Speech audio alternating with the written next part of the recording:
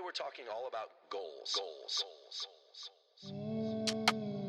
There's a tremendous amount of information on the internet and in books and so forth about how to set goals and assess your progress towards goals and update your goals and so forth. In fact, there's so many programs out there that include so many different acronyms that it can be a little bit overwhelming. Today's conversation about goals is going to be quite a bit different.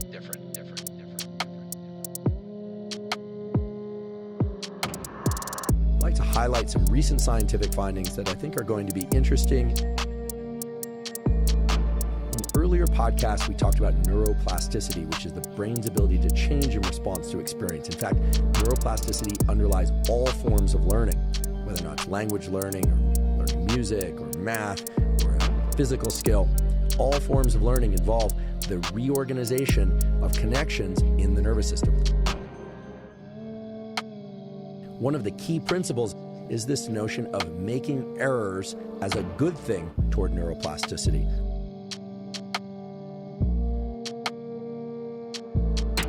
It's a little bit counterintuitive, but what the scientific literature tells us is that whenever we're trying to learn something new, if we make an error, we know it feels frustrating, but that state of frustration actually cues up particular brain areas to be more alert. So that on subsequent attempts to learn that thing, we have a heightened level of focus and a higher probability of learning the new skill, regardless of what that skill is.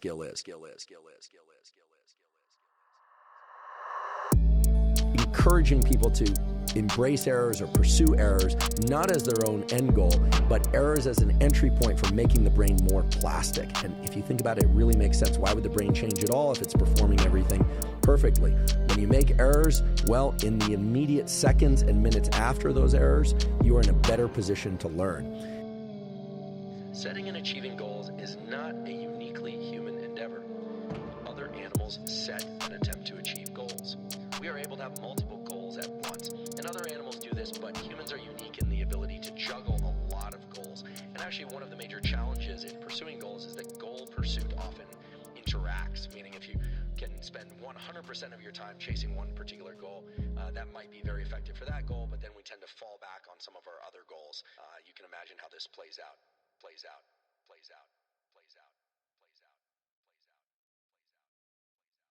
Oh. Demons, be gone! Be gone, demons. Be gone! Leave this studio!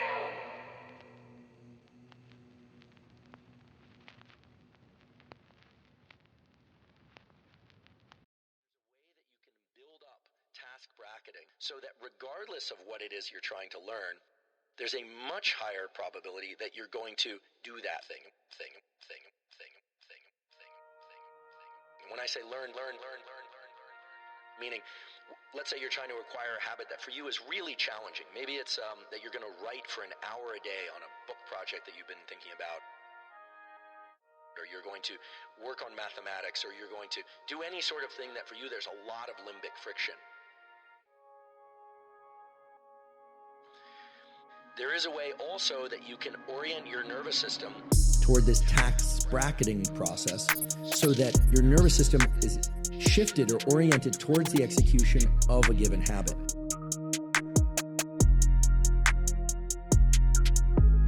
So this is sort of like warming up your body to exercise. Our nervous system tends to generate particular kinds of behaviors based not on time, but on our state.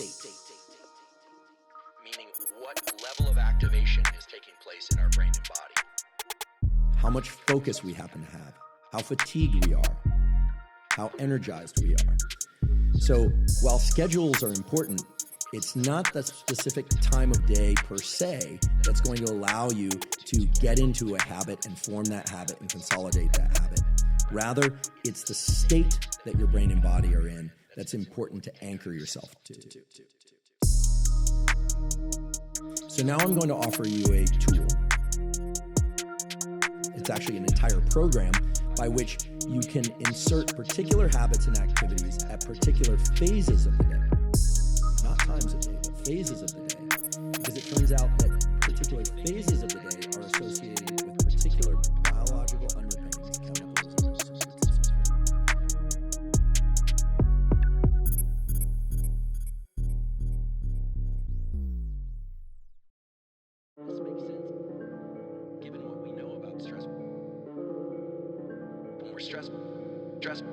tend to be stressed about a specific thing. We start anticipating or wondering or thinking about what's going to happen next. What led up to this? How is this going to impact me? How do I feel right now? Now. It really narrows the context of our thinking and our behavior. Now, here's the thing about meditation that all studies of meditation show. Unless you are a very experienced meditator, your concentration, your focus will drift away from your breathing and away from that location about an inch inside your head,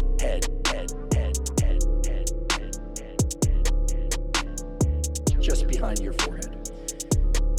That will happen maybe every 10 seconds, every 20 seconds, maybe even every 5 seconds.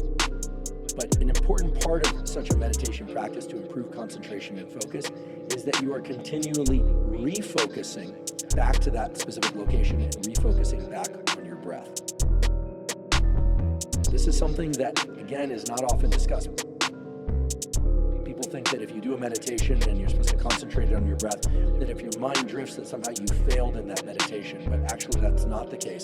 A huge component of improving your ability to focus and concentrate by way of neuroplasticity, rewiring of the circuits for focus and concentration, is the repeated return to a state of focus from a state of non-focus or diminished focus. This makes sense given what we know about stress. When we're stressed, then we start anticipating or wondering or thinking about what's going to happen next. What led up to this? How is this going to impact me? How do I feel right now? How is this going to impact me? How do I feel right now?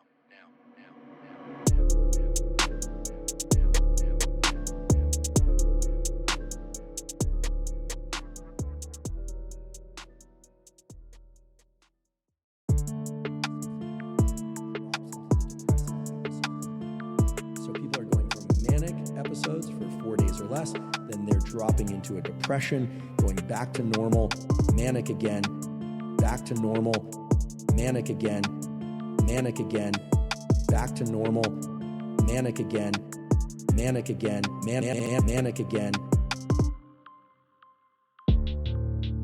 The way that bipolar disorder can present can vary tremendously between individuals. One person might go from very high highs that last 7 days or more to very low lows, bouts of depression, major depression that can last 2 weeks or more. Other people are rapid cycling by way of 3 days manic, 3 days normal, 3 days manic, and then dropping into 3 days depression. You want to erase that picture in your mind that manic bipolar disorder is this sine wave, this cycling up and down between mania and depression. It can take a lot of different forms.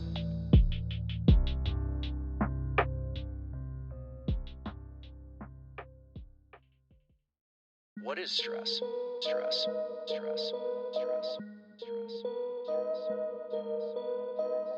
You've all presumably heard the arguments or the framework that stress is this horrible ancient carryover from times in which humans were pursued by animals or other human predators, and that whenever we feel what we call stress or feel stressed out, that it's just this Unfortunate invasion of something that we no longer need in modern life, that this was designed for when we were being attacked by bears or tigers or lions or whatever it is. And gosh, what an unfortunate thing. And we have so many creature comforts nowadays, but we have not eliminated this stress. Almost as if it was like an organ or a system in our body that was bad for us, that we're stuck with just because of the species that we are. But first of all species experience stress. And I think that it's fair to say, even though I wasn't there, that yes, in fact, throughout our evolutionary history, we were vulnerable to animal attack and other human attacks on a regular basis.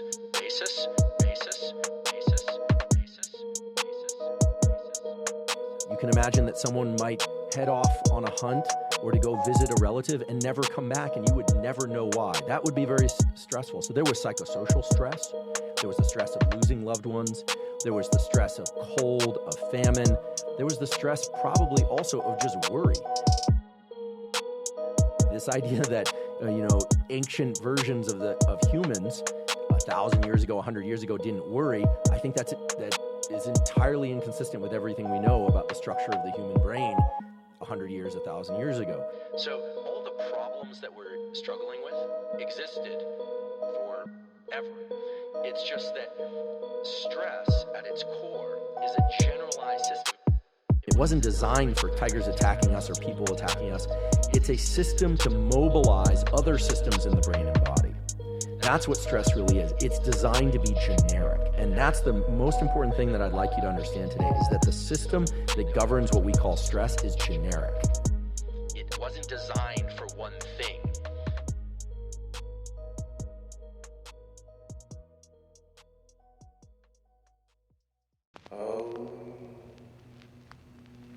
Demons be gone! Be gone, demons. Be gone! Leave this studio! Studio! Studio! Studio!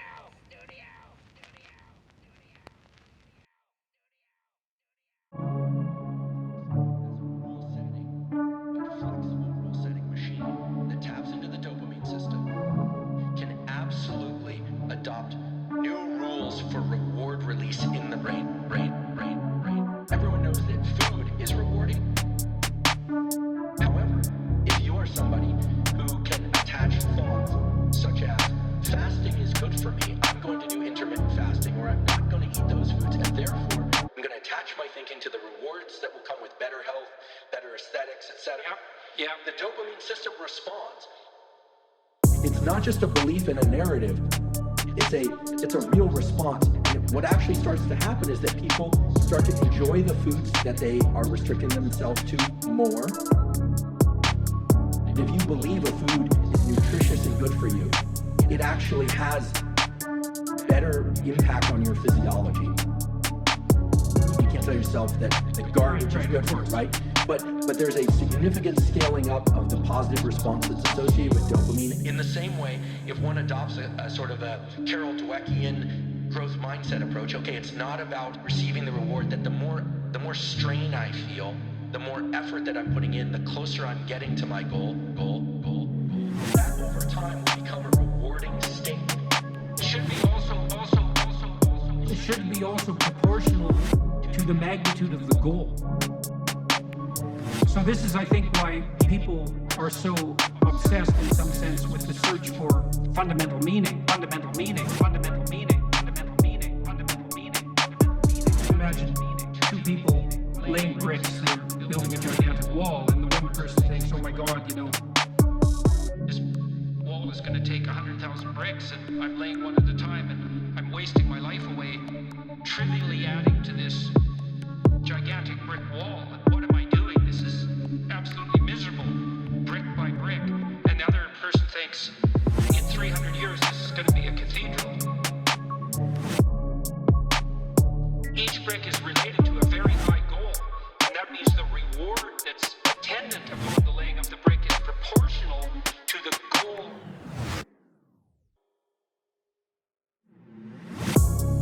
So if you're aimless and goalless, then you can't elicit any positive emotion. And if your goals are fragmented, which is also what happens if you're aimless or your goals lack unity, if your goals are fragmented, then no given behavioral manifestation can elicit any dopaminergic reward, because it's not a step forward to anything desirable. And so there's no positive emotion.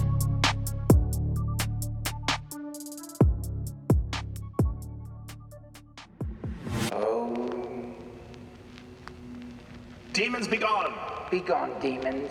Be gone! Leave this studio!